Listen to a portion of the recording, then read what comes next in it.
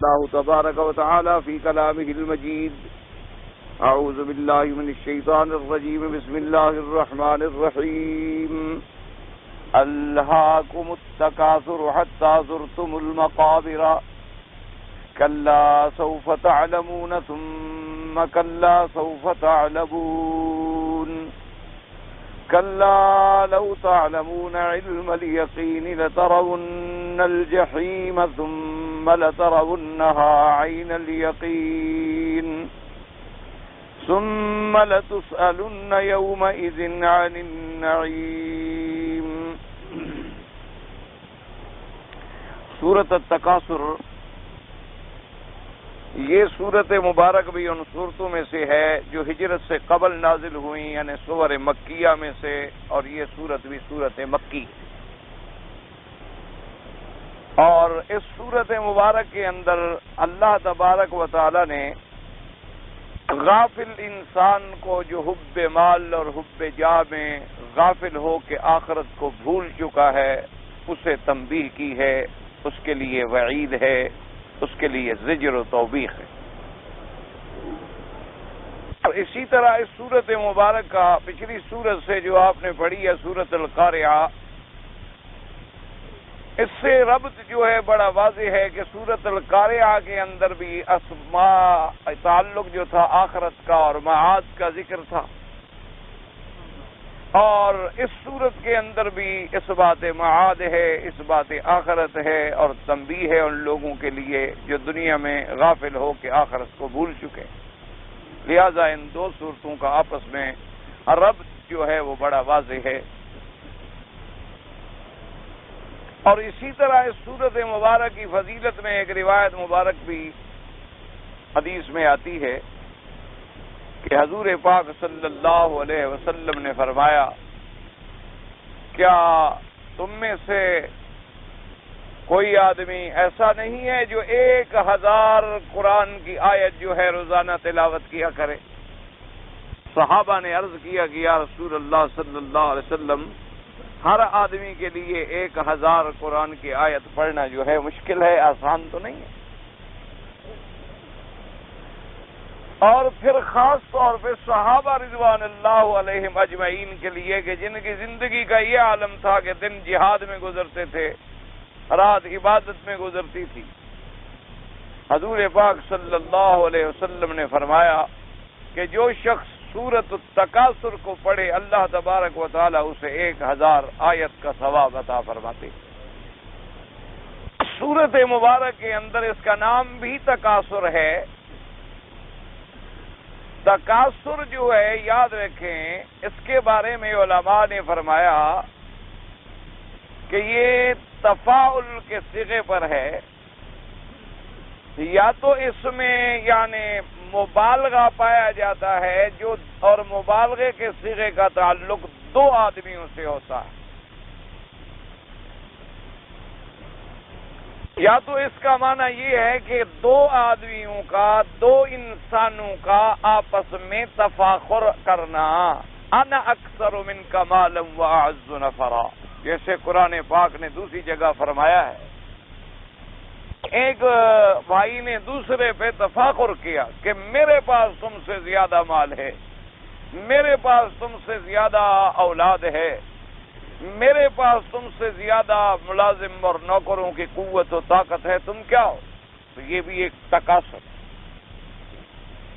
اور کبھی کبھی تکاثر کا صیغہ جو ہے یہ ضروری نہیں ہوتا کہ ما بین الاثنین ہو، مراد اس میں مبالغہ ہوتا ہے.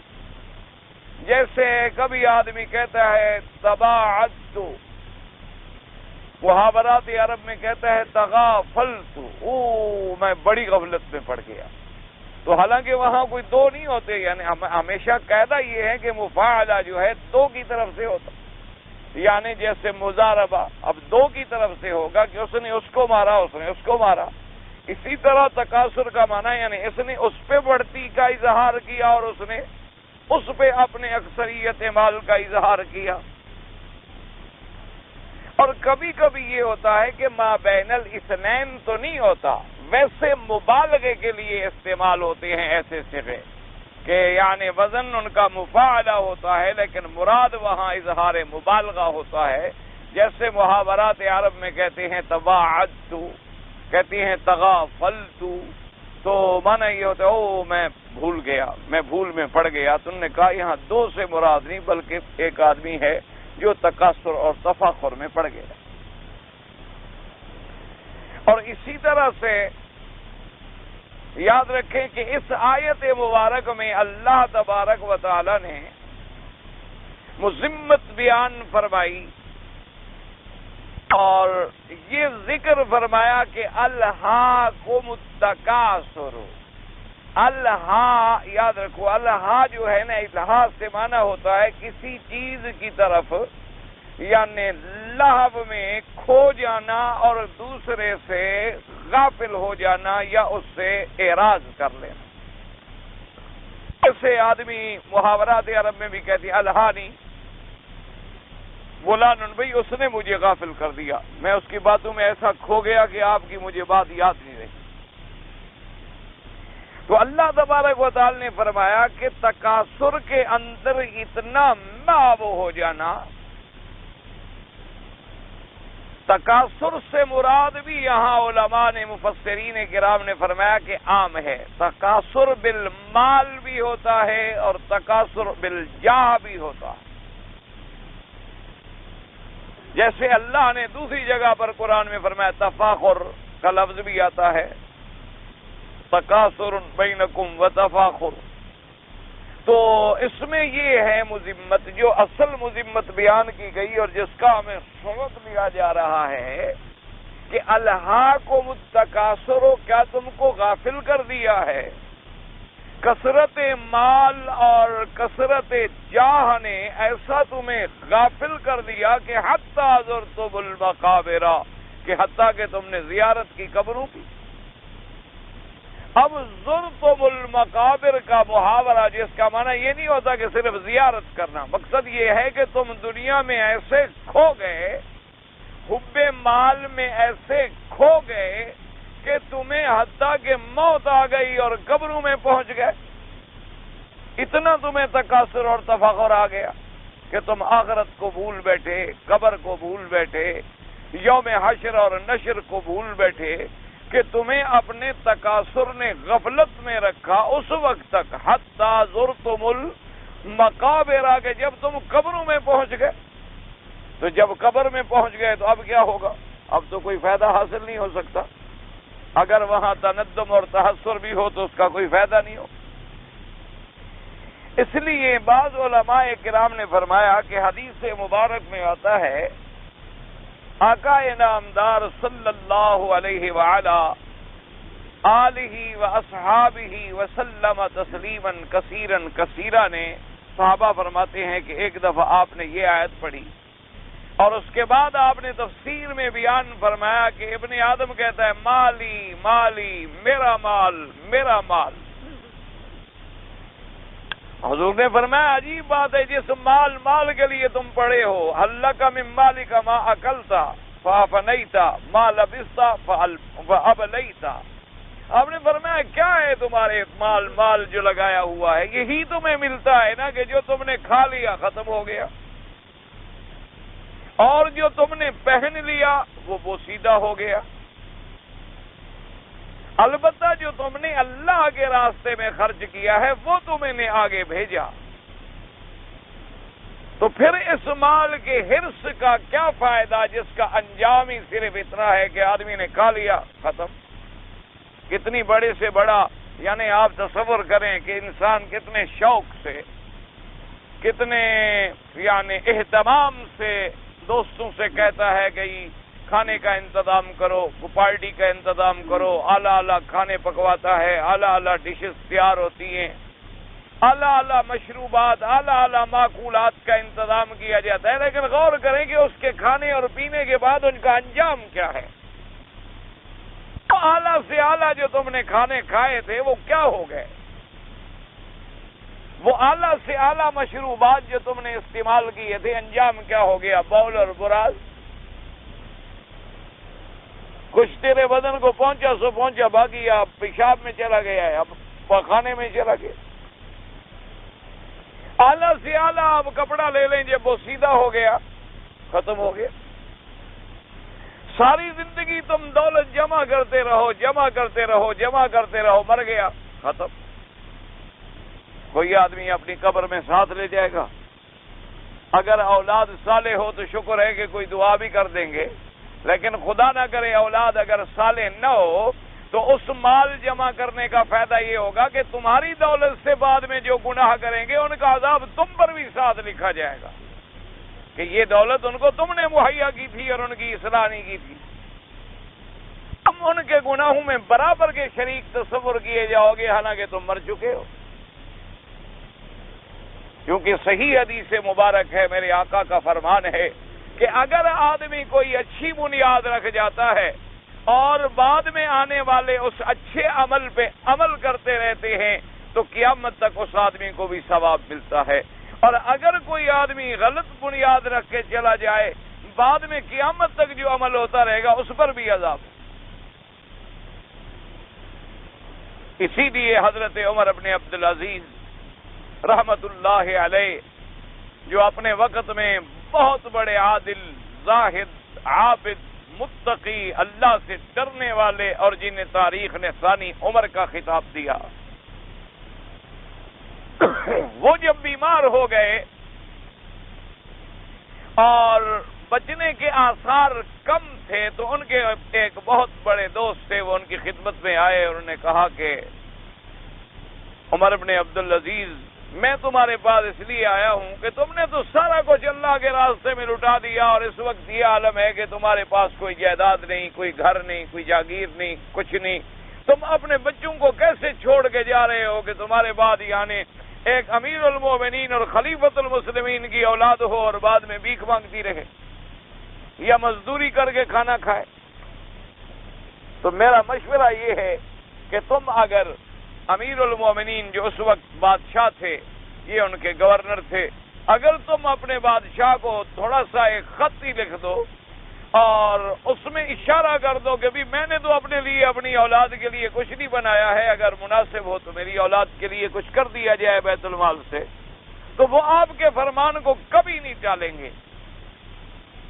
تو میرا مشورہ ہے کہ تم اولاد کے لیے کچھ کرو۔ تو حضرت امیر المومنین عمر بن عبدالعزیز رحمت اللہ علیہ نے بڑا عجیب جواب دیا، فرمانے لگے، ہنس پڑے اور فرمان مر گئے، میرے بھائی تم میرے دوست ہو، تمہاری ہمدردی کا شکریہ، لیکن مجھے یہ بتاؤ کہ میری جو اولاد ہے اس میں کوئی شبہ نہیں ہے کہ یا وہ اچھے بنیں گے یا برے بنیں گے،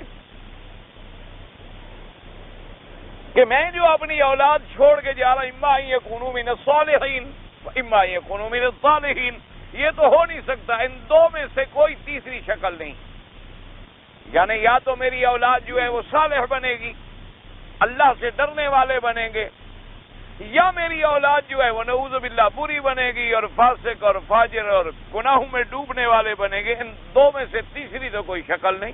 اس نے کہا ہاں بالکل ٹھیک بات ہے، یا اچھے بنیں گے یا برے بنے۔ تو فرمایا اگر میری اولاد بنے گی اچھی، صالح بن جائے گی، تو اللہ نے قرآن میں فرما دیا ہے ان ولی اللہ الذی نزل الکتاب وہو یتولی الصالحین، کہ جو میرے صالح بندے ہیں ان کا میں خود متولی ہوں۔ تو اگر میری اولاد صالح ہے تو ان کا متولی تو میرا رب کریم ہے، پھر ان کا مجھے خیال کرنے کی کیا ضرورت ہے جن کا متولی اللہ ہو جائے۔ اور اگر میری اولاد بری ہے تو اللہ نے قرآن میں حکم دیا ہے کہ تعاونوا علی البر والتقوی ولا تعاونوا فی الاثم والعدوان، کہ تم بھلائی اور تقوی کے کاموں میں ایک دوسرے کی مدد کیا کرو لیکن برائی اور ظلم میں مدد نہ کیا کرو۔ یعنی ایک آدمی اگر ظلم کر رہا ہے تم اس کی مدد کر رہے ہو، ایک آدمی اگر ناجائز کام کر رہا ہے اس کی مدد کر رہے ہو، اللہ نے منع کر دیا ہے۔ تو اگر میری اولاد بری ہو جائے تو میں دولت دے کر، جاگیر دے کر، جائیدادیں دے کر ان کی برائی میں کیوں گناہ کے اندر شریک ہو جاؤں؟ اس لیے میرے اللہ نے فرمایا کہ الہاکم التکاثر، اور حضور صلی اللہ علیہ وعلا آلہ وصحابہ وسلم تسلیما کثیرا کثیرا نے فرمایا، آپ نے فرمایا کہ یاد رکھو کہ ابن آدم کی اولاد اتنی حریص ہے، اتنا اس میں حرص ہے کہ لا یملأ فا ابن آدم الا التراب، فرمایا کہ ابن آدم کا منہ جو ہے وہ کسی چیز سے نہیں بھرے گا مگر قبر کی مٹی۔ اسی طرح میرے آقا نے صحیح حدیث مبارک میں فرمایا کہ لو اعطی ابن آدم وادیا من ذهب، آپ نے ارشاد فرمایا کہ اگر ابن آدم کو ایک بہت بڑی وادی سونے کی بھری ہوئی مل جائے تو وہ کہے گا مجھے ایک اور وادی بھی ملنی چاہیے، اور اگر دوسری وادی بھی اس کو سونے کی مل جائے تو پھر کہے گا مجھے ایک اور تیسری بھی ملنی چاہیے۔ ورنہ یہ ہے کہ ایک وادی اور وہ بھی سونے کی بھری ہوئی، اس پہ اکتفا کر لے، فرمایا نا، اور مانگتا رہے گا اور مانگتا رہے گا اور مانگتا رہے گا۔ ہاں، مگر وہ لوگ جن کو اللہ نے اپنے دین کے لیے چن لیا، ہاں وہ لوگ مگر جن کو اللہ نے اپنے کام کے لیے چن لیا ہے، اور جنہوں نے دولت کو اگر اللہ نے عطا بھی فرمائی ہے تو کبھی دولت کو اپنے اوپر غالب نہیں آنے۔ اس لیے فرمایا الہاکم التکاثر حتی زرتم المقابر کلا سوف تعلمون ثم کلا سوف تعلمون۔ اللہ نے فرمایا تاکہ ہرگز ایسی بات نہیں جیسے تم سمجھے ہوئے ہو کہ ہم سے کوئی نہیں پوچھے گا، فرمایا سوف تعلمون، ان قریب تم جان لوگے، پھر ان قریب پکی بات ہے تم جان لوگے۔ اللہ تبارک و تعالی نے فرمایا کہ دنیا میں اتنی غافل ہو چکے ہوگے تمہیں کوئی خیال ہی نہیں ہے کہ میں نے مرنا ہے، قبر ہے، حساب ہے، کتاب ہے، تم منکر بن چکے ہو عذاب قبر کے، منکر بن چکے ہو عذاب حشر کے، لیکن جان لو گے پہ انجام کا پتہ چل جائے۔ کلا سوف تعلمون ثم کلا سوف تعلمون کلا لو تعلمون علم الیقین۔ اور آپ نے فرمایا ہرگز ایسی بات نہیں جیسے تم کہتے ہو تم جان لوگے، ایسا جاننا آنکھوں دیکھا۔ اس لیے علماء نے فرمایا ایک علم ہوتا ہے کہ آپ نے بات سنی، آپ علم حاصل ہو گیا، اسی طرح ایک علم الیقین ہوتا ہے کہ بات چند پختہ لوگوں نے کی، آپ کو ماشاءاللہ پکا علم ہو گیا، اور ایک علم اس مرتبے پہ پہنچ جاتا ہے جہاں عین الیقین بن جاتا ہے کہ تم نے اپنے آنکھوں سے مشاہدہ کر لیا۔ دیکھو نا، ایسے آپ نے سنا کہ آج چاند ہو گیا، علم تو آ گیا، علم تو آپ کو حاصل ہو گیا نا کہ چاند ہو گیا ہے جی۔ لیکن ایک بات یہ ہے کہ دو بڑے پکا سکا صحیح لوگوں نے آ کر آپ سے کہا کہ جی ماشاءاللہ ہم نے خود چاند دیکھا ہے، تو اب آپ کا علم پہلے کی بنسبت بڑھ گیا اور یقین کے درجے پہ آ گیا۔ اور ایک صورت یہ ہوتی ہے کہ آپ نے اپنے آنکھوں سے واضح طور پہ چاند دیکھ لیا، اب یہ تو عین الیقین کی شکل ہو گئی، اس کے اندر تو شبہ کا کوئی سوال ہی پیدا نہیں ہوتا کہ تمہیں مشاہدہ حاصل ہو گیا۔ ایسے قرآن پاک نے ارشاد فرمایا وَإِذْ قَالَ إِبْرَاهِيمُ رَبِّ أَرِنِي كَيْفَ تُحْيِي الْمَوْتَى قَالَ أَوَلَمْ تُؤْمِنْ قَالَ بَلَىٰ وَلَٰكِن لِّيَطْمَئِنَّ قَلْبِي۔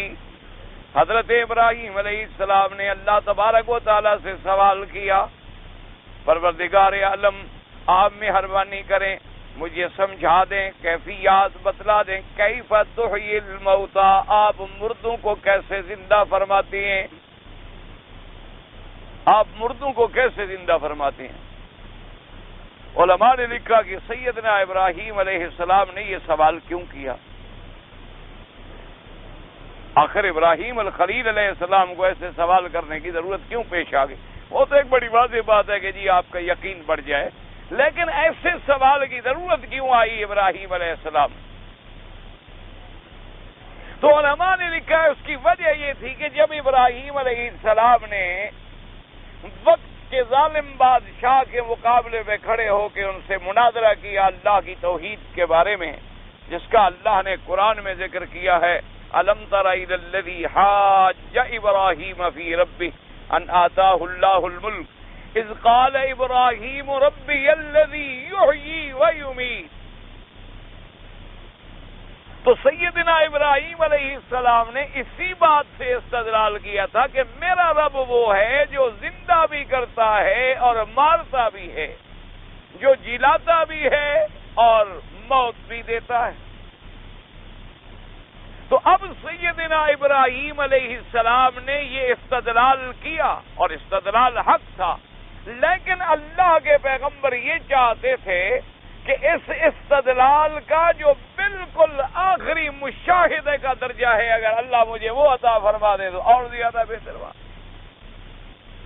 اس لیے سیدنا ابراہیم الخلیل علیہ السلام نے پھر اپنے پروردگار عالم سے بھی درخواست کر، کیونکہ حالانکہ جیسے کہ نمرود نے تو ان کے سوال کو، اس کے دلیل کو بھی نہیں سمجھا، سیدنا ابراہیم الخلیل نے فرمایا کہ ربی الذی یحیی و یمیت، میرا رب وہ ہے جو جلاتا بھی ہے اور مارتا بھی۔ اس نے کہا انا احیی و امیت، میں بھی مارتا ہوں میں بھی جلاتا ہوں۔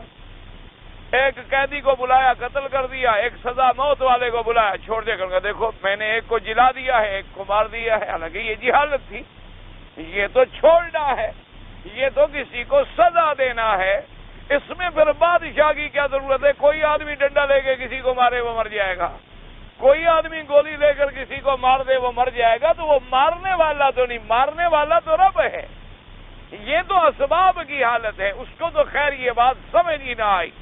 پھر سیدنا ابراہیم الخلیل علیہ السلام نے جب دیکھا کہ یہ تو اتنا، یعنی اس کے ذہن نے اتنی رسائی نہیں کی ہے، یا رسائی کی ہے لیکن یہ لوگوں کو دھوکہ دینے میں کامیاب ہو جائے گا، لوگ سمجھیں گے کہ ہاں بھائی ٹھیک ہے، ایک موت والے کو اس نے بھی تو چھوڑ دیا اور ایک آدمی کو اس نے سزائے موت دے دی ہے، تو شاید یہ بھی مارنا اور جلانا ہے۔ تو انہوں نے پھر ایسی بات کی کہ جس کا اتنا واضح اثر ہو جائے کہ خصم جو ہے پھر جواب ہی نہ دے سکے۔ آپ نے فرمایا اچھا ایسا کرو، ان اللہ یاتی بالشمس من المشرق فات بها من المغرب، جو میرا رب ہے وہ سورج کو نکالتا ہے مشرق سے، تم آج ایسا کرو کہ اس کو مشرق کے بجائے مغرب سے نکال کر دکھاؤ، تم جو خدا بنے بیٹھے ہو تو تم ایک دن تو نکال کے دکھا دو۔ تو اب معاملہ جب سورج تک چلا گیا، یہاں قیدی کو تو بلا لیا، سورج کو کون بلائے؟ یہاں قیدی کو بلا کے اس کو تو اس نے تلوار مار دی، ایک قیدی کو بلا کر اس نے اس کی سزا معاف کر دی، لیکن سورج کو بلانے کا فبہت الذی کفر، اب جناب ہکا بکا رہ گیا، کوئی جواب نہ بن سکا، کوئی بات نہ بن سکی، اس سے ناکام ہو گیا۔ اور پھر لمبا قصہ ہے، لیکن ابراہیم الخلیل علیہ السلام کے دل میں ایک بات بیٹھ گئی، کہ میرا رب، میرا ایمان ہے کہ مارنے والا بھی آپ ہیں اور جلانے والے بھی آپ ہیں، یہ تو میرا ایمان ہے، تیری ذات پاک نے ہی ہمیں پیدا کیا ہے اور وہی ہمیں موت دیتے ہیں، یہ تو میرا ایمان ہے۔ میں نمرود کو چیلنج کر چکا ہوں اسی بات پر، لیکن میں یہ چاہتا ہوں کہ کیف تحیی الموتى، اس کی جو کیفیت ہے کہ ایک مردے کو آپ کس طرح زندہ کر دیتے ہیں، اس میں کیسے زندگی آ جاتی ہے، اگر وہ آپ مجھے دکھلا دیں۔ اللہ پاک نے فرمایا قال اولم تؤمن قال بلا ولکن لیطمئن قلبی، اللہ نے فرمایا ابراہیم میرے خلیل، کیا تم کو میرے یہاں احیاء و اماتت پہ ایمان نہیں ہے؟ حضرت خلیل نے عرض کیا مولا بالکل ایمان ہے، یقینی ایمان ہے، لیکن میں یہ چاہتا ہوں کہ میں اس کیفیت کا مشاہدہ کر کے اطمینان قلب جو ہے اس کو حاصل کر سکوں۔ اب اللہ نے حکم دیا قال فخذ اربعة من الطير فصرهن إليك، آپ نے فرمایا کہ 4 پرندے پکڑ لو، ان کو ٹکڑے ٹکڑے کر دو اور ٹکڑے ٹکڑے کر کے پھر ان کو پہاڑوں پہ رکھ دو، پھر ان کو تقسیم کر، ایسے 4 پرندے لے لو، ان کو ذبح کر دو، ذبح کرنے کے بعد سب گوشت ووشت ملا دو، کیوں کافر کہتے تھے نا ہڈیاں مل جائیں گی تو پھر کیسے علیحدہ ہوں گی، کہتے تھے نا جی جب ہم قبروں میں جائیں گے وہاں تو پھر مکی مدنی سب مل گئے، ہڈیاں وڈیاں مل گئیں گل گئیں، تو پھر ہم کیسے زندہ ہوں گے اور کیسے پتہ چلے گا کہ یہ ہڈی فلاں کی ہے، یہ ہڈی فلاں کی ہے، یہ ہڈی زید کی ہے، یہ عمر کی ہے، یہ بکر کی ہے، یہ مرد کی ہے، یہ عورت کی ہے، یہ عربی کی ہے، یہ اجمی۔ اللہ نے فرمایا تم ان کو ملا ڈالو آپس میں، سارا گوشت موشت ملا دو۔ اچھا میرا اللہ پھر کیا کروں؟ فرمایا ثم اجعل علی کل جبل منہن جزءا، پھر تھوڑا تھوڑا کر کے پہاڑوں کی چوٹی پہ رکھ دو، اونچی جگہ رکھ دو، بالکل سامنے دیکھتے رہو کہ کوئی بندہ نہیں چڑھ رہا، کوئی اور اس میں تحرک اسباب ظاہری نہیں پیدا ہو رہے۔ ثم ادعوہن یاتینک سعیا، اور پھر ہم تمہیں حکم دیتے ہیں کہ تم ان کو بلاؤ، تاکہ یہ مسئلہ بھی حل ہو جائے کہ ہم حکم دیں گے جب اسرائیل کو وہ سور پھونکے گا تو سب کھڑے ہو جائیں گے۔ جیسے ابراہیم علیہ السلام کے بلانے سے ہم نے ان مردوں کو زندہ کر دیا، عیسیٰ علیہ السلام کے بلانے سے ہم نے قبروں سے مردوں کو زندہ کر دیا۔ تو اس لیے اللہ کے بندے، یہ جو لوگ آپس میں بڑے بڑے اختلافی جھگڑوں میں پڑ جاتے ہیں نا، کہ قبروں میں کوئی سنتے ہیں مردے نہیں سنتے ہیں، لڑائیاں ہیں، مناظرے ہیں، جھگڑوں میں نہ پڑا کرو۔ اللہ چاہے تو مردہ پرندوں کو سنوا دے، مردہ بندے تو بندے ہیں، بندہ تو بندہ ہے، انسان تو انسان ہے۔ اب یہ دیکھو پرندے ہیں، مر گئے، لیکن اللہ نے فرمایا کن کو پکارو؟ ثم ادعوہن یاتینک سعیا، بلاؤ ان کو۔ تو اللہ نے حضرت ابراہیم کی آواز سنوائی تو بلایا، سنوائی تو ان کے بلانے پہ دوڑے دوڑے آ گئے۔ تو اللہ اگر سنوانا چاہیں تو اللہ کے لیے کیا بعید ہے؟ اس لیے جب عیسیٰ علیہ السلام کسی مردے کو کہتے تھے کہ اللہ کے حکم سے کھڑے ہو جاؤ، مردہ تو قبر میں ہوتا تھا، مردہ تو دفن ہو چکا ہوتا تھا، اس سے تو مدتیں گزر چکی ہوتی تھیں اور سالہ سال گزر ہوتے تھے، لیکن اللہ نے آپ کو معجزہ عطا فرما دیا کہ آپ جب فرماتے تھے تو اللہ ان کی آواز کو پہنچاتے تھے، انہیں سناتے تھے اور پھر ان کو کھڑا بھی کر دیتے۔ اس لیے اللہ تبارک و تعالیٰ کی قدرتوں کے آگے یہ چیزیں کوئی بعید نہیں ہوتی کہ آدمی صرف اپنے عقل لڑاتا رہے اور بلا وجہ ایسے مسائل میں قوم کو الجھاتا رہے گا جن مسائل کی نہ ضرورت ہے اور نہ بنیادی مسائل ہیں، اور جن پر نہ ایمان کا دار و مدار ہے اور جن کا نہ قبر میں سوال ہے نہ حشر میں سوال۔ ایسے مسائل کے اندر الجھا کے انجام کیا ہوتا ہے کہ لوگ جو ہیں آج وہ ان مسائل میں مبہوت ہو کے رہ گئے اور قرآن کا جو اصل پیغام تھا اس کو بھول بیٹھے۔ اس لیے اللہ تبارک و تعالی جب دکھلا دیا، اب یہ ہو گیا عین الیقین۔ اسی لیے علماء نے استدلال کیا، انہوں نے فرمایا کہ عین الیقین کا جو مرتبہ ہے وہ اتنا بڑا ہے کہ موسیٰ علیہ السلام جب کوہ طور پہ تھے تو اللہ نے ان کو خبر کر دی کہ آپ کی قوم جو ہے وہ ایک بچڑے کے پوجے میں شروع ہو گئی ہے، آپ کی قوم جو ہے وہ گوشالہ پرستی میں مبتلا ہو گئی ہے، انہوں نے ایک بچڑا بنایا ہے سامری نے، اس کی عبادت میں مبتلا ہو چکی ہے۔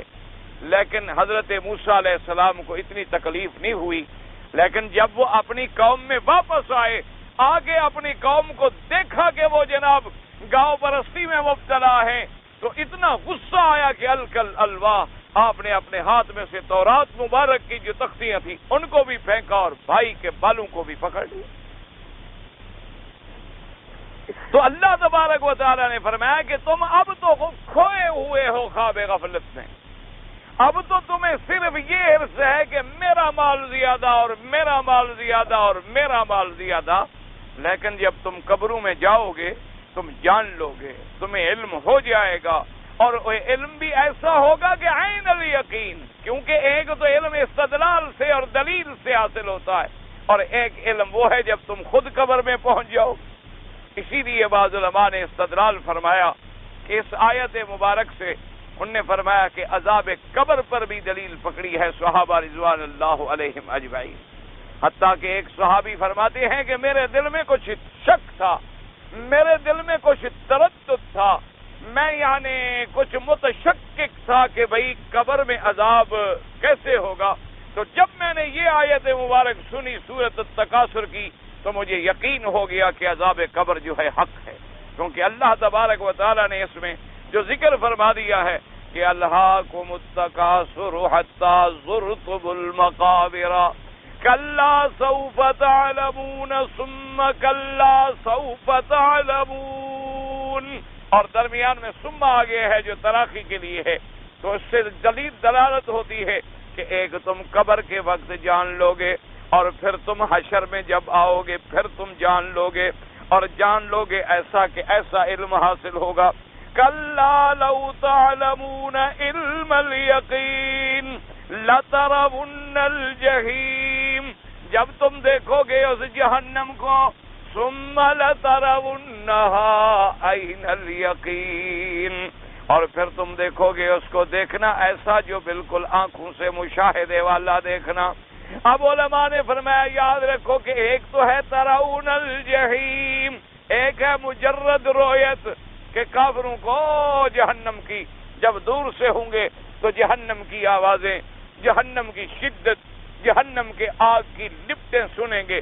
اور ایک دیکھنا وہ ہے جب وہ جہنم میں ڈال دیے جائیں گے، جہنم کے اندر ان کو داخل کر دیا جائے گا. اب عذاب جہنم کو دیکھ کے وہ عین الیقین کی کیفیت کو پہنچ جائیں گے. ایک تو ہوگا نا جی پہلے دیکھیں گے دور سے، وہ بھی ہوگا وہ جہنم جس کا ہم انکار کرتے تھے.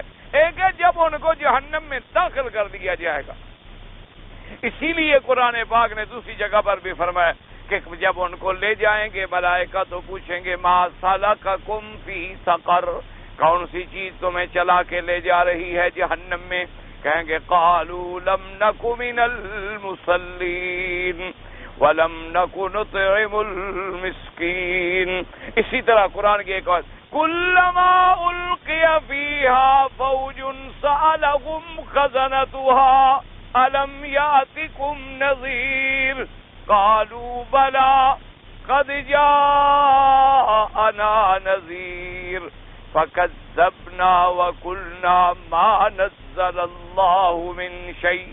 اللہ نے فرمایا جب کافروں کی فوجیں جماعتیں جہنم میں ڈالی جائیں گی تو جو جہنم پہ فرشتے ہوں گے وہ ان سے پوچھیں گے کہ اے بدبختو، کیا تمہارے پاس دنیا میں کوئی ڈرانے والا نہیں آیا؟ اللہ کے نبی نہیں بھی آئے، اللہ کی دعوت بھی پہنچی، لیکن ہم نے جھٹلا دیا، ہم نے تکذیب کر دی. ہم نے کہا کوئی چیز اللہ نے نازل نہیں کی، بلکہ یہ پیغمبر اپنی طرف سے باتیں بنا رہے ہیں، جن کا نتیجہ یہ ملا کہ آج ہم جہنم میں پڑے. اللہ نے فرمایا ثم لتسألن یومئذ عن النعیم، پھر اس دن سوال ہوگا تم سے نعمت کے بارے میں. یاد رکھیں اس کے اندر علماء کرام کے اختلاف.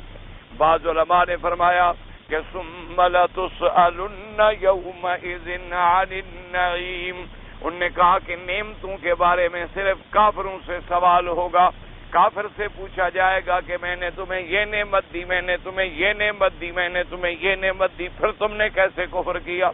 بعض علماء نے فرمایا کہ نہ، یہ لفظ عام ہے، سوال سب سے کیا جائے گا، مسلمان سے بھی کیا جائے گا اور کافر سے بھی کیا جائے گا. ایک حدیث مبارک ہے میرے آقا کی جو صحیح حدیث مبارک ہے، آپ نے فرمایا کسی بندے کے معاشر سے قدم نہیں ہلیں گے مگر 5 چیزوں کے بارے میں ان سے پوچھا جائے گا، سوال کیا جائے گا. ہاں یاد رکھو، مگر وہ لوگ جن کو اللہ بغیر حساب بخش دے، وہ لوگ تو پھر ان سوالات سے بھی محفوظ ہوں گے. اور وہ لوگ جن کو اللہ تبارک و تعالیٰ سے عرض یسیر ہو اور معاف فرما دے. لیکن یعنی مراد یہ ہوتے کہ اکثریت فرمایا کہ 5 چیزوں کے بارے میں سوال ہوگا.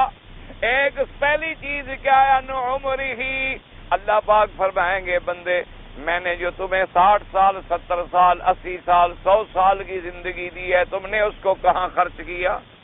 اور اسی طرح دوسرا سوال ان شبابہ، اللہ فرمائیں گے میرے بندے میں نے تمہیں جوانی دی، میں نے تمہیں صحت دی، میں نے تمہیں قوت دی، بتلاؤ اس شباب اور جوانی کو تم نے کہاں خرچ کیا ہے؟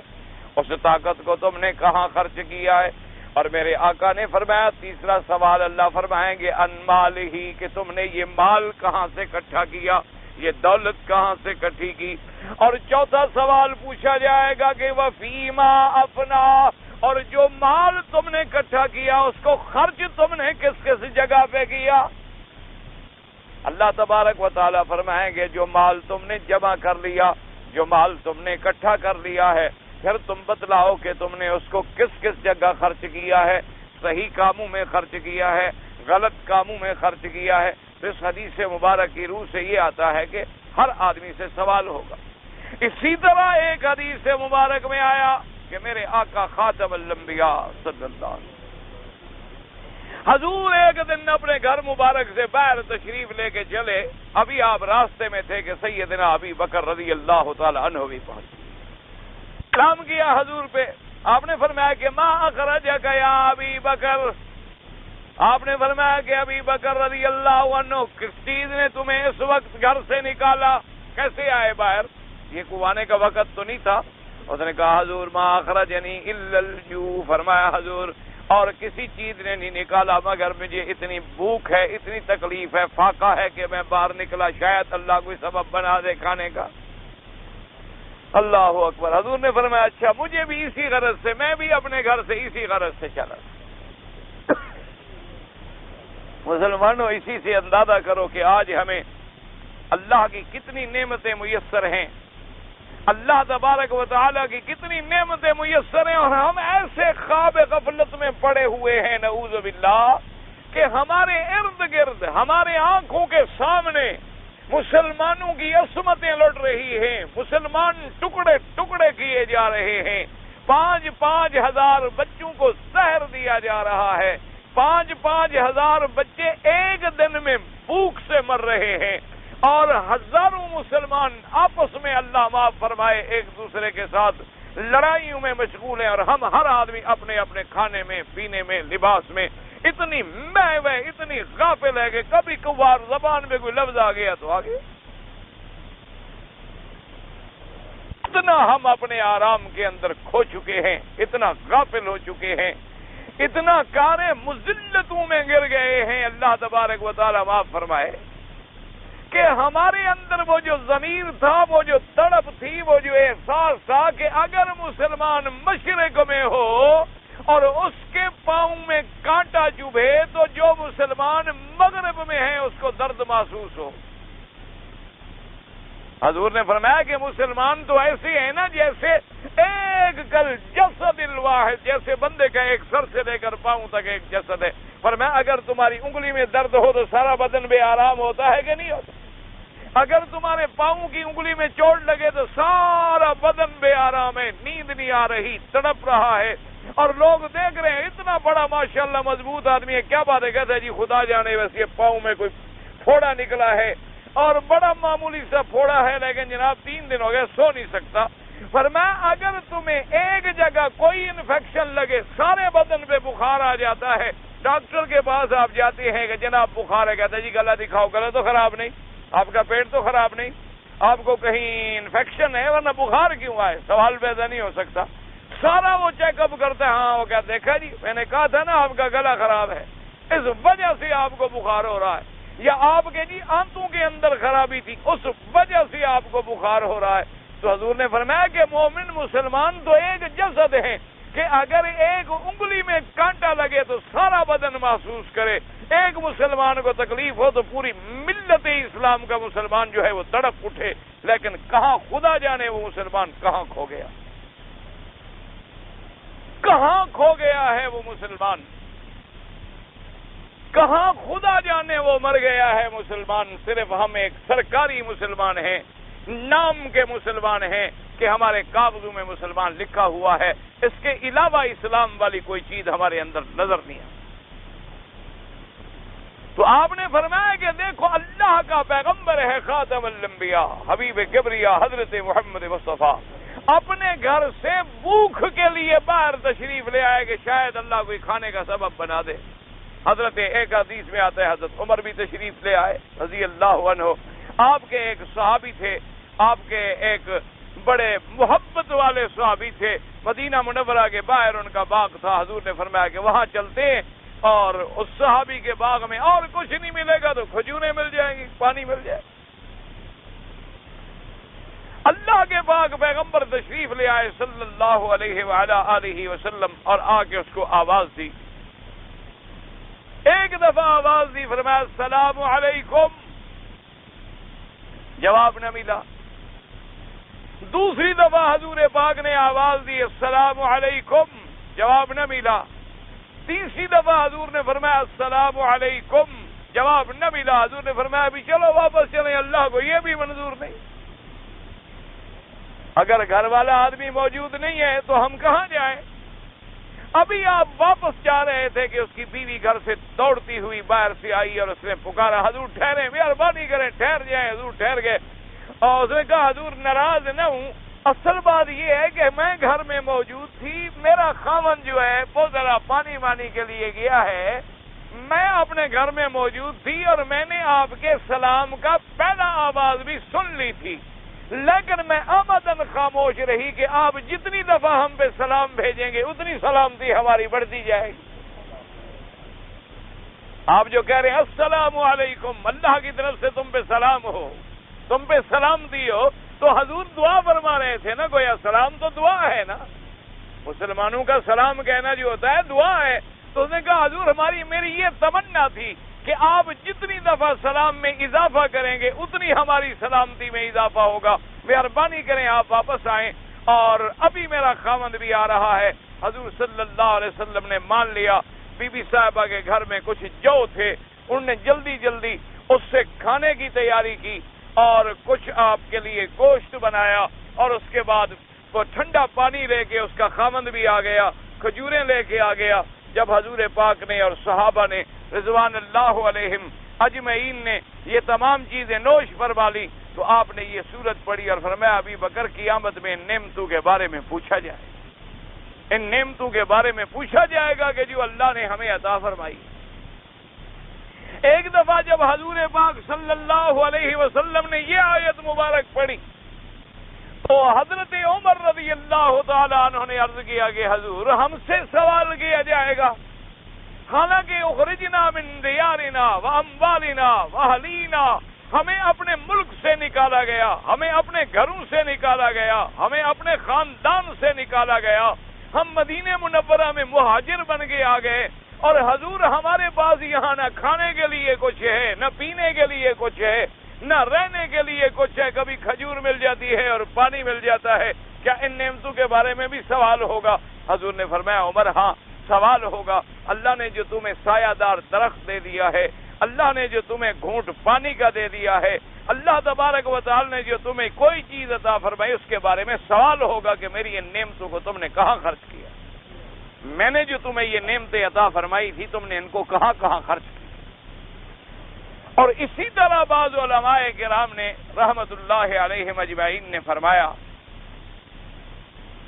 کہ اللہ نے جتنے ہمیں اعضاء دیے ہیں، اللہ نے ہمیں کان دیے ہیں، اللہ نے ہمیں آنکھیں دی ہیں، دماغ دیا ہے، عقل دیا ہے، پاؤں دیے ہیں، ہاتھ دیے ہیں، چلنے کی پھرنے کی طاقتیں دی ہیں، تو قرآن نے وضاحت ان السمع والبصر والفؤاد كل اولئک کان عنہ مسئولا۔ اللہ نے فرمایا میرے بندے میں نے جو تمہیں کانوں کی طاقت دی ہے، سننے کی طاقت دی ہے، دیکھنے کی طاقت دی ہے، تمہیں دل دیا ہے، فرمایا قیامت میں سب کے بارے میں سوال کروں گا کہ تم نے ان آنکھوں سے کیا کیا دیکھا۔ میں نے جو تمہیں آنکھیں دی تھی دیکھنے کے لیے اسی لیے تو نہیں دی تھی کہ اللہ کے کعبے میں غیر عورتوں کو دیکھتے رہو، میں نے جو تمہیں قوت سماعت دی تھی اسی لیے تو نہیں دی تھی کہ سارا دن اور ساری راتیں تمہاری گانے اور فلمیں سننے میں گزر جائے، میں نے جو تمہیں دل دیا تھا تو اس لیے تو نہیں دیا تھا کہ اس میں تم دنیا کی محبت کو بھر ڈالو اور ہر وقت پیسہ اور پیسہ اور پیسہ لگے رہو اور اللہ کے ذکر کو بھی بھول جاؤ۔ فرمایا یاد رکھو ان سب چیزوں کے بارے میں تم سے سوال کیا جائے گا، تم سے پوچھا جائے گا۔ اس لیے حضرت ابن عباس رضی اللہ تعالیٰ عنہ فرماتے تھے کہ ہر بندے سے اس کے ہر عضو کے بارے میں قیامت میں سوال ہوگا کہ میں نے تمہیں ہاتھ دیا، اس سے تم نے کیا کام لیا ہے، میں نے تمہیں پاؤں دیے، اس سے تم نے کیا کام لیا ہے، میں نے تمہیں آنکھیں دی، میں نے تمہیں کان دیے، میں نے تمہیں دماغ دیا، میں نے تمہیں دل دیا، ان چیزوں کو تم نے کہاں کہاں استعمال کیا ہے۔ اس لیے فرمایا ثم لتسألن یومئذ عن النعیم۔ اور اہل بیت میں ایک بڑے بزرگ گزرے ہیں اہل بیت رسول پاک صلی اللہ علیہ وسلم سے۔ اہل بیت ہمارے لیے سارے واجب الاحترام، سارے شان والے۔ ان سے ایک آدمی نے آگے پوچھا کہ حضرت مہربانی کریں بتلائیں اللہ نے جو قرآن میں فرمایا ثم لتسألن یومئذ عن النعیم، کہ تم سے سوال ہوگا قیامت والے دن نعمتوں کے بارے میں، تو آپ ہمیں سمجھائیں کہ پانی کا بھی سوال ہوگا، یہ 2 دانے جو ہمیں کھجور ملتی ہے اس کا بھی قیامت میں سوال ہوگا۔ حضرت مسکرائے، انہوں نے فرمایا اللہ کے بندے، اگر تم کسی سخی کے دروازے پہ جاؤ اور تم کو رات کو وہ پانی پلا دے یا روٹی کھلا دے تو وہ تم پر احسان جتلاتا ہے؟ اگر کبھی تم کہو بھی صحیح اس کو کہ بھائی آپ کا شکریہ، آپ نے مجھے رات کھانا کھلایا، پانی پیا، کہتا ہے جی چھوڑیں حضرت، یہ کوئی بات ہے؟ یہ تو ہمارا فرض ہے کہ جو دروازے پہ آئے ہم اس کو کھانا دیں، ہم اس کو پانی دیں۔ میں نے کون سا احسان کیا ہے کہ آپ شکریہ ادا کریں؟ انہوں نے کہا جب ایک معمولی سا بندہ ان چھوٹی چھوٹی چیزوں کے بارے میں نہیں پوچھتا ہے تو اللہ تو اتنا بڑا کریم ہے تھوڑا پوچھے گا؟ انہوں نے کہا حضرت پھر تسألن یومئذ عن النعیم سے کیا مراد ہے؟ انہوں نے فرمایا اللہ پوچھے گا کہ میں نے جو تمہیں نعمت دی محمد مصطفیٰ صلی اللہ علیہ وسلم، جس کا احسان اللہ نے خود قرآن میں جتلایا کہ لقد من اللہ علی المؤمنین اذ بعث فیہم رسولا، اللہ نے فرمایا کہ ہم نے مومنوں پر، ایمان والوں پر احسان لگایا کہ اس میں بھیجا رسول محمد عربی پاک بھیجا۔ انہوں نے فرمایا اللہ تم سے قیامت میں اس نعمت کا پوچھیں گے کہ میں نے جو تمہیں نعمت دی، خاتم الانبیاء بھیجا، رحمت للعالمین بھیجا، سید الاولین والآخرین بھیجا، تو تم نے میرے نبی کی کتنی اتباع کی، تم نے میرے نبی کی کتنا فرما برداری کی، اس نعمت کا حساب ہوگا۔ اصل میں غور کیا جائے تو بات ایک ہی ہے، تو جب حضور کی فرما برداریوں کے بارے میں سوال ہوگا تو پھر وہی بات آ گئی کہ ہم نے صحت کو کہاں خرچ کیا، ہم نے طاقت کو کہاں خرچ کیا، ہم نے مال کو کہاں خرچ کیا، ہم نے اپنے ان اعضاء کو کہاں خرچ کیا ہے، اس کے بارے میں گویا سوال ہوگا۔ اور اسی طرح یاد رکھیں علماء نے فرمایا کہ جس تکاثر کی یہاں مذمت ہے کہ الہاکم التکاثر حتی زرتم المقابر، کہ تمہیں تکاثر نے غافل کر دیا ہے حتیٰ کہ قبروں میں تم پہنچے ہو۔ انہوں نے فرمایا یاد رکھو ایک تکاثر کبھی ہوتا ہے خیر کے کاموں کے اندر، کہ ایک آدمی کہتا ہے دیکھو جی الحمدللہ میں نے مسجد بنوائی، وہ کہتا ہے دیکھو جناب میں نے ماشاءاللہ مدرسہ بنوایا، جیسے کہ حضرت ابن عباس رضی اللہ تعالیٰ عنہ، اسی طرح بنو شیبہ، اسی طرح حضرت علی رضی اللہ تعالیٰ عنہ ایک دفعہ اکٹھے ہوئے، انہوں نے کہا دیکھو اللہ نے مجھے زمزم کی سکایا عطا فرمائی ہے کہ میں حاجیوں کو زمزم پلاتا ہوں۔ بنو شیبہ والے نے کہا ٹھیک ہے یہ بھی بڑا اعزاز ہے، لیکن کعبے کی چابی تو پھر اللہ نے ہمیں عطا فرمائی ہے۔ حضرت علی رضی اللہ تعالیٰ عنہ کہنے لگے کس بات پہ فخر کر رہے تھے؟ اللہ تبارک و تعالیٰ نے مجھے قوت دی کہ میں نے تلوار سے کفر کی ناک کاٹ ڈالی، اب تم فخر کر رہے ہو؟ ہم نے کہا اللہ نے مجھے قوت دی کہ ہم نے کفر کی ناک کاٹ ڈالی، ہم نے میدان بدر میں ان کے ٹکڑے ٹکڑے اڑا دیے کہ آج تم اللہ کے کعبے میں کھڑے ہو، ماشاءاللہ کوئی زمزم پہ فخر کر رہا ہے اور کوئی کعبے پہ فخر کر رہا ہے۔ اگر یہ مشرکین بیٹھے رہتے تو کون فخر کرتا؟ کون آگے کس کو زمزم ملتا اور کس کو کعبہ ملتا اور کس کو حرم ملتا؟ تو اصل بات تو میں نے کی کہ ہم نے کفر کو لتاڑا، ہم نے کفر کا مقابلہ کیا، اور بدر کے میدان میں سب سے پہلے ہم نکلے مشرکین مکہ کے مقابلے پر۔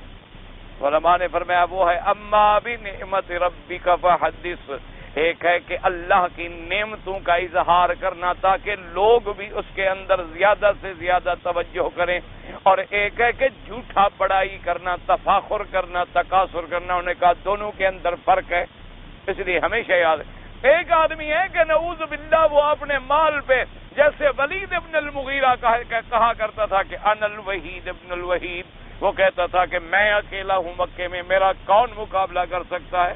یا جیسے کہ ابی جہل لعنہ اللہ نے حضور پاک کے سامنے فخر کیا تھا، کہنے لگا کہ انا اعز منک، میں تم سے زیادہ عزت والا ہوں، اکثر منک نفرا فی ھذا الوادی، اس وادی میں میری جماعت زیادہ ہے۔ جو آپ پڑھ چکے ہیں، اللہ نے فرمایا تھا فَلْيَدْعُ نَادِيَهُ سَنَدْعُ الزَّبَانِيَهُ، یہ تکاثر اور تفاخر جو ہے یہ حرام۔ لیکن اگر ایک آدمی کو اللہ نے علم دیا، ایک آدمی کو اللہ تبارک و تعالیٰ نے کوئی دین کے کام کی توفیق عطا فرمائی، اور اس نے بربنائے تحدیث نعمت اس کا اظہار کر دیا، اور اس کی نیت کوئی بڑائی نہیں تھی، اس کی نیت کوئی تفاخر نہیں تھا، اس کی نیت میں کبھی یہ خیال ہی نہیں آیا تھا، اس نے تو صرف اللہ کی نعمتوں کا اظہار کیا تھا، وہ بات جو ہے وہ جائز ہے۔ یہ ان کے بارے میں ہے جو مذموم طور پہ تکاثر اور تفاخر کے اندر مبتلا ہو جاتے ہیں۔ اس لیے علماء کرام نے فرمایا کہ اگر ہم غور کریں تو ہماری بنیادی چیز اگر ہم توجہ کر لیں تو ہمیں سمجھ آ جائے گی کہ سب سے پہلی چیز کیا ہے؟ اسلام۔ اصل مشکل یہ ہے نا کہ ہم توجہ نہیں کرتے، ہم سمجھتے ہیں کہ بس جی ہم مسلمان ہیں، ہم نے کلمہ پڑھا لا الہ الا اللہ، بات ختم ہو گئی۔ ہم نماز نہ پڑھیں تب بھی مسلمان ہیں، روزہ نہ رکھیں تب بھی مسلمان ہیں، حج نہ کریں تب بھی مسلمان ہیں، اعمال صالحہ کے قریب نہ جائیں تب بھی مسلمان ہیں، رات اور دن ہمارے معاصی منکرات میں گزریں تب بھی ہم مسلمان۔ یہ ایک غلط دماغوں کے اندر بات بیٹھ گئی ہے۔ یاد رکھو کہ اسلام کا معنی کیا ہے، اگر اسی ایک لفظ کو بھی ہم سمجھ لیں تو سارے مسئلے حل ہو جائیں۔ اللہ تبارک و تعالی نے جو ہمیں حکم دیا ان الدین عند اللہ الاسلام، اور کہیں فرمایا یا ایھا الذین آمنوا ادخلوا فی السلم کافہ، اور کہیں فرمایا ومن یبتغ غیر الاسلام دینا فلن یقبل منہ، اور کہیں فرمایا یا ایھا الذین آمنوا اتقوا اللہ حق تقاتہ ولا تموتن الا وانتم مسلمون، اور جیسے ابراہیم علیہ السلام نے کہا ربنا وجعلنا مسلمین لک ومن ذریتنا امۃ مسلمۃ لک۔ تو یہ اسلام جو ہے کیا معنی ہے؟ یاد رکھو اسلام کا یہ معنی نہ رکھا کریں جیسے میرا ایک دوست تھا، اس کا نام تھا محمد اسلام، فوت ہو گئے بیچارے، اللہ رحمت فرمائے۔ بہرحال جتنے بھی فوت ہو گئے مسلمان، اللہ ان پہ رحمت نازل فرما دے۔ تو وہ بطور مذاق کبھی کبھی ہم اکٹھے ہوتے نا، تو بطور مذاق کہتا، ہم اس سے کہتے کہ ہاں جی کیا حال ہے میاں صاحب، اس دفعہ بھی الیکشن آ رہے ہیں، آپ پھر کھڑے ہوں گے؟ کہتا باقی صاحب ہم نے تو کھڑا ہونا ہی ہونا ہے، ہم ہار جائیں یا جیت جائیں اسلام زندہ باد، اسلام مردہ آباد تو کوئی کہہ نہیں سکتا۔ اور اس نے کہا جی ہم تو چاہے ہار جائیں یا جیت جائیں، ہمیں تو بہرحال اسلام تو زندہ باد ہی رہنا ہے نا۔ تو اس لیے چونکہ صرف نام محمد اسلام تھا نا، اس لیے ہم لوگ بھی یہ کہیں کہ ہم جو مرضی آئے کریں اسلام زندہ باد۔ یہی بنیادی غلطی ہے جس کی وجہ سے ہم لوگ گمراہیوں میں پڑ گئے۔ اسلام کا معنی یاد رکھو، اسلام کا معنی ہوتا ہے استسلام۔ اسلام کا معنی کیا ہے؟ استسلام، یعنی اپنے آپ کو اللہ اور اللہ کے رسول کے سپرد کر دینا۔ جیسے آپ اپنا مجھے سونپ دیں اور کہیں جی آپ کی جو مرضی آئے مجھ سے کام لیں، تو جب ہم اپنے آپ کو اللہ کے رسول کے سپرد کرتے ہیں پھر اسلام ملتا ہے۔ اسلام کا معنی یہ نہیں ہوتا کہ ہم زبان سے کہتے رہیں لیکن استسلام نہ ہو۔ آپ مجھے کہیں کہ جناب میں نے مثلا یہ اینک جناب آپ کو بیچی ہے 10 ریال میں، ٹھیک ہے جی، میں نے کہا مجھے دے دیں، انہوں نے کہا نہیں مسئلہ نہیں، آپ کو بیچ دیا، رہے گی میرے پاس۔ تو کیا خیال ہے آپ کا یہ بے ہو جائے گی؟ وہ کہتے ہیں آپ کی اینک ہو گئی 10 ریال میں میں نے بیچ لی، اور اگر آپ مہربانی کریں 10 بھی مجھے دے دیں، وہ 10 ریال بھی لے لیں، میں کہوں بھی اینک دے دو، کہ حضرت آپ کو بیچ دی ہے، کمال ہے، آپ توڑ دیں گے، میں محفوظ رکھوں گا، ڈیکوریشن میں سجا کے رکھوں، آپ کی ہے۔ تو یہ کون سی آخر مجھے سمجھائیں، کون سا عقل مند کہے گا کہ یہ بے ہے؟ ایک عورت سے آپ نکاح کریں، وہ کہے گا جناب ٹھیک ہے میں نے ایجاب قبول کر لیا، گواہ آ گئے، نکاح ہو گیا، حق المہر میں نے لے لیا، سارے محلے والوں کو بھی پتہ چل گیا، رہوں گی میں اپنے گھر، بیوی میں آپ کی ہوں۔ جی بیوی و خدا کی بندی، میں نے جو نکاح کیا ہے میرے گھر میں آؤ گی، خامند کو اپنی مکمل سپردگی دو گی، اپنی اطاعت کا کامل اظہار کرو گی، تب بیوی بنے گی۔ ایک ایسی بیوی ہے کہ رہو گی تم اپنے گھر میں، اگر وہ اور ذرا زیادہ گستاخی پہ آ جائے، وہ کہے گا ٹھیک ہے نکاح میرا آپ کے ساتھ ہے لیکن محلے کا ایک لڑکا مجھے پسند ہے، رہوں گی میں اس کے ساتھ۔ کیا خیال ہے ایسی بیوی کے بارے میں؟ تو اب مجھے سمجھاؤ کہ اسلام کا معنی تھا اپنے آپ کو اللہ کے رسول کے سپرد کر دینا، یعنی بالکل یوں سمجھ لیں کہ جیسے ایک مردہ نہلانے والے کے ہاتھ میں ہوتا ہے، اس کی مرضی آئے تو وہ دائیں پہ لٹا کے نہلائے، بائیں پہ لٹا کے نہلائے، سیدھا لٹا کے پانی ڈالتا ہے، مردہ ہے، کیا کر سکتا ہے؟ تو بندہ تو اس وقت مسلمان بنتا ہے جب اپنے آپ کو کامل اللہ کے سپرد کر دے۔ اب ہم زبان سے کہتے رہیں اسلام، اللہ کا حکم ہے نماز پڑھو، جی بات یہ ہے کہ ذرا رات کو دیر سے سوتے ہیں اس لیے صبح والی تو آنکھ ہی حضرت نہیں کھلتی، ویسے دعا کریں اللہ توفیق دے۔ اچھا بھائی ظہر کی نماز میں بھی تم نظر نہیں ہے، اس نے کہا جی کیا کریں بادشاہ، ہمارا آدمی جو ہے نا جس کے پاس ہم کام کریں بڑا سخت آدمی ہے، وہ دور ہمیں جانے نہیں دیتا اور کام کرتے کرتے وہاں ہی اذان ہو جاتی ہے اور بالکل موقع ہی نہیں ملتا، نماز ظہر کا تو ویسے نہیں مل سکا۔ اچھا بھی آپ عصر میں نظر نہیں آئے، اس نے کہا جناب کمال ہے، صبح 7 بجے سے ڈیوٹی تھی، 3 بجے تو چھٹی ہوئی، 3 بجے کھانا کھا کے سوئے تو اٹھے ہی ہم 6 بجے۔ اچھا بھی تم مغرب میں نہیں، اس نے کہا جی مغرب میں تو پھر جانا تھا نا ڈیوٹی پہ۔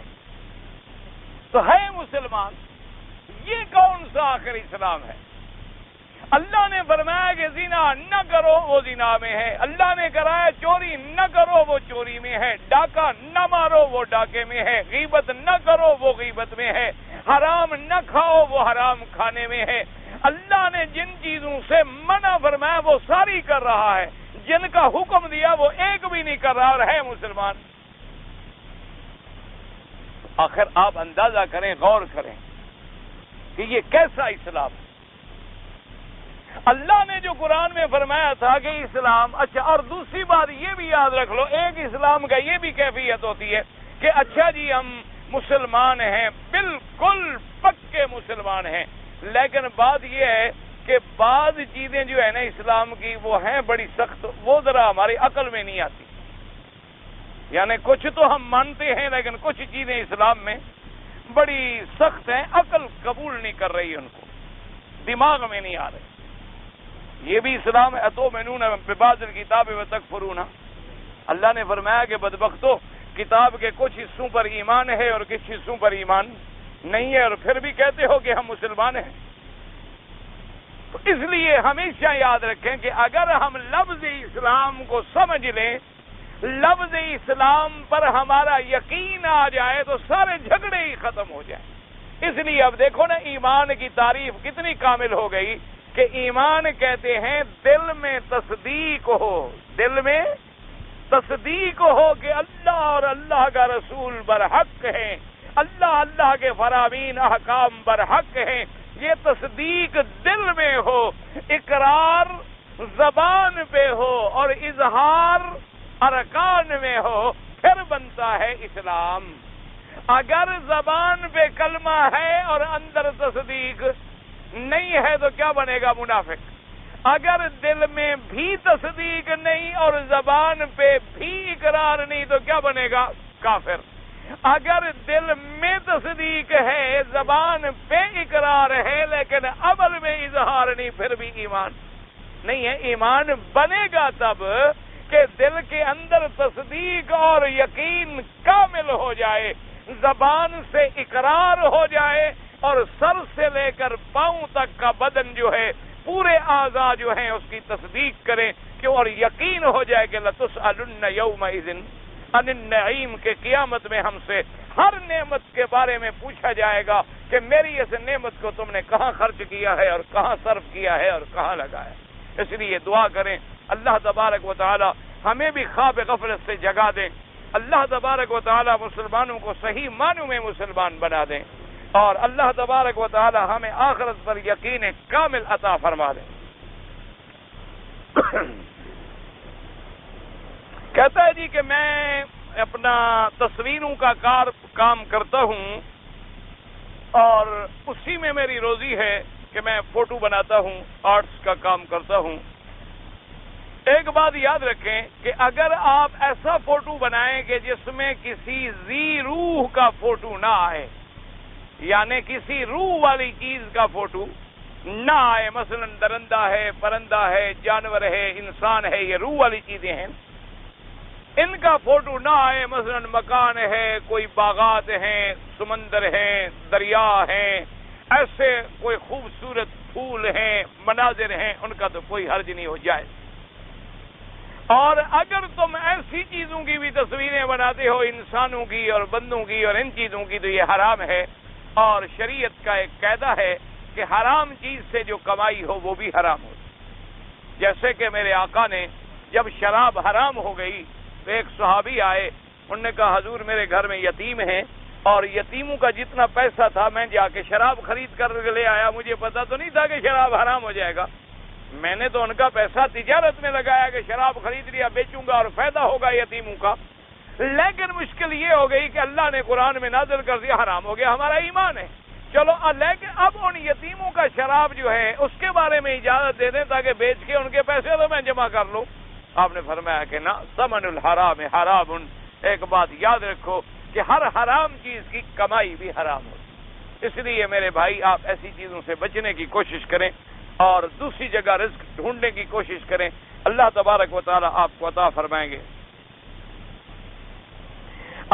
کہ آپ جنگ جمل کے بارے میں جب قرآن مقدس میں ان آیات پر ہم گزرے الحمدللہ, تو جنگ جمل کے بارے میں مفصل طور پہ اللہ کی رحمت سے بیان ہو چکا ہے. آپ کو ضرورت ہے تو آپ کیسٹ اسی تاریخوں کے مطابق لے لیں, انشاءاللہ اس میں آپ کو مل جائے گا. اب روز تو نہیں ہو سکتا کہ روز ایک آدمی آخر جو آیت آئے گی, جو صورت آئے گی, اس کے مطابق جو واقعات اللہ توفیق دیں گے ہم بیان کرتے چلے جائیں گے انشاءاللہ.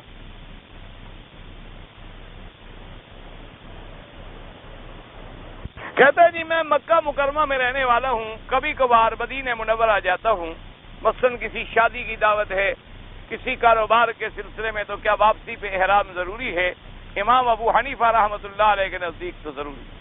وہ فرماتے ہیں کہ آپ چاہے کام جائیں, آپ چاہے کسی مسئلے سے جائیں, جب آپ میقات گزر گئے ہیں اور میقات سے واپس آ رہے ہیں تو میقات اسی لیے تو بنائے گئے ہیں کہ وہاں سے احرام کے بغیر اندر داخل نہ ہو. کیونکہ یہ تو نہیں ہے کہ ہم کاروبار کے لیے جائیں تو پھر ہمارے دل میں اس مقام کی عزت اور عظمت اور مقام جو ہے وہ کم ہو جائے. باقی ائمہ فرماتے ہیں کہ بھئی ہاں اگر اس کی نیت عبادت نہیں تھی, اس کی نیت کوئی ذاتی معاملہ تھا, اگر احرام نہیں باندھا تو پھر گناہ گار نہیں ہوگا. تو بہرحال احتیاط تو سب کے نزدیک ہی ہے کہ باندھ لے. جب آ بھی رہا ہے, اللہ نے موقع بھی دیا ہے اور میقات سے ایک عمرہ بھی نصیب ہو رہا ہے, تو ضائع کرنے کا کیا معنی ہے؟ ویسے تو سب کے نزدیک افضل یہ ہے. وہ بھی ائمہ صرف اتنا کہتے ہیں کہ اگر نہیں کرے گا تو گناہ گار نہیں ہوگا. یہ وہ بھی نہیں کہتے کہ نہ کرو, وہ بھی کہتے ہیں کہ ضرور کرو. فرق صرف اتنا ہے, بات کو سمجھا کریں. امام صاحب کے نزدیک یہ ہے کہ بالکل گناہ بھی ہوگا, عمرہ بھی دوبارہ کرنا پڑے گا اور ایک بکری بطور دم بھی دینی پڑے گی. کیا ہم گھر وغیرہ کے لیے طواف کر سکتے ہیں؟ تاکہ گھر بار جادو ٹونے سے گھر کے لیے طواف نہیں ہوتا. آپ طواف کر کے اپنے گھر کے لیے دعا مانگ لیا کریں, تو اللہ تبارک و تعالیٰ آپ کے گھر کو جادو سے ہر چیز سے محفوظ رکھیں گے. مکان یا دیواروں کے لیے حج نہیں ہوتا, ورنہ تو پھر ہر دیوار حج پہ آتی, ہر دیوار نماز پڑھنے کے لیے آتی. مکلف صرف انسان اور جن ہیں. اللہ نے ان دو کو اپنی عبادت کے لیے پیدا کیا ہے, تو اس لیے گھروں کے لیے کوئی طواف نہیں. طواف اپنے لیے کرو, گھر کے لیے دعا کرو. موضوعات کبیر, ہاں ملا علی قاری رحمۃ اللہ علیہ کی کتاب ہے.